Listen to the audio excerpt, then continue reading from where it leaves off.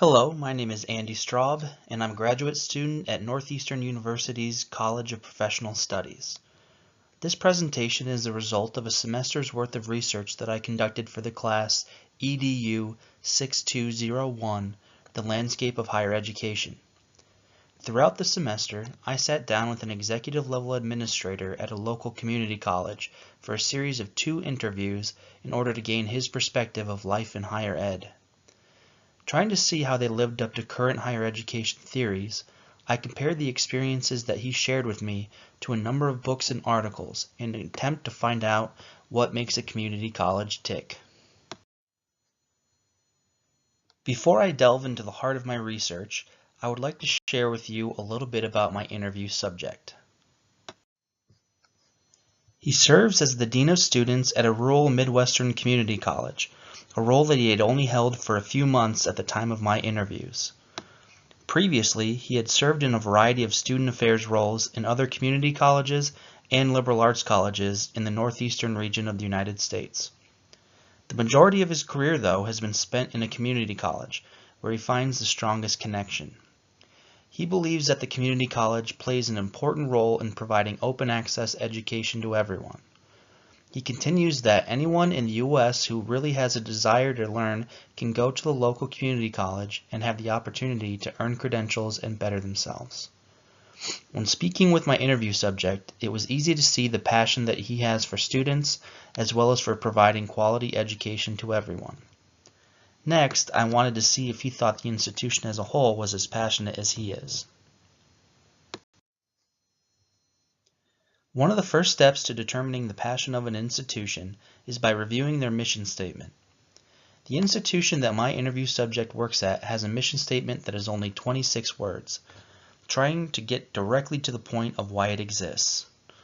While this is slightly fewer words than someone like Bart would call ideal, my interview subject believes that this is a good thing, as the shorter length will allow people to really know and understand the mission of the college. He also believes that his institution's mission statement is written in a language that reflects average, everyday terms that can be understood by everyone. As his institution is an open access community college, this last part is very important to him. Because his institution's mission statement is reflective of his own passions, it really tends to drive my interview subject, which he believes is important because what matters is that people integrate the statement into what they do on a daily basis.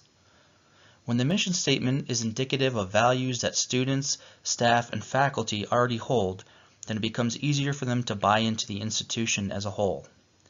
This is especially true in the eyes of my interview subject, as he states, if we're doing work that isn't driven by the mission statement, then it's probably work that we shouldn't be doing.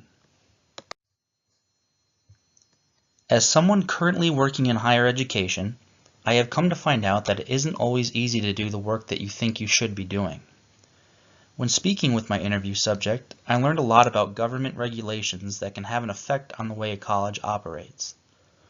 The cost of education plays a significant role in whether or not a potential student will attempt to go to college, and it can even affect whether or not a student finishes a degree that they've already started. One of the positive federal government programs that helps alleviate some of these student concerns is federal financial aid. Yet while financial aid is generally considered to be a good thing, the system itself can cause plenty of headaches for students and administrators alike.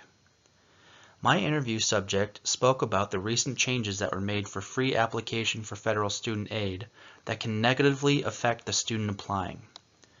According to him, one of these effects is when a student who should be considered independent is not considered so, meaning that they may not be eligible to receive aid or even loans, even though there's a clear need. And with around 63% of undergraduate students receiving some form of federal aid to pay for college, there can be devastating effects for these students, and the institution has no choice but to comply. Still, while it is a major challenge for many colleges to keep up with the continually changing policies and procedures, my interview subject does see a silver lining in that it challenges the institution to step up to the plate and hopefully be more knowledgeable and provide better service to the student. The way in which different departments, staff, and faculty members interact with one another, also plays a major role in the way in which students perceive a college. Politics will always play a role in a workplace that houses a large number of diverse employees, and at my interview subject's institution, this is no different. As is the case at many institutions, the faculty have high autonomy relative to the larger system in which they're embedded. So while there is an attempt to play nice between staff and faculty, generally the faculty tend to win out. Also following the national trends, the administrative and support departments at his institution tend to be more tightly coupled than those in academic affairs, meaning that student service departments generally meet more often and tend to work towards more common goals.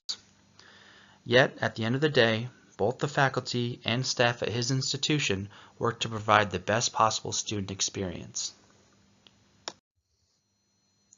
One of the key experiences that all faculty and staff members promote to the students at my interview subject's institution is engagement in the community. According to him, the college is here for the people in the surrounding area, and that is their intention and their focus. Some of the ways that they do this is through extracurricular activities that promote civic engagement.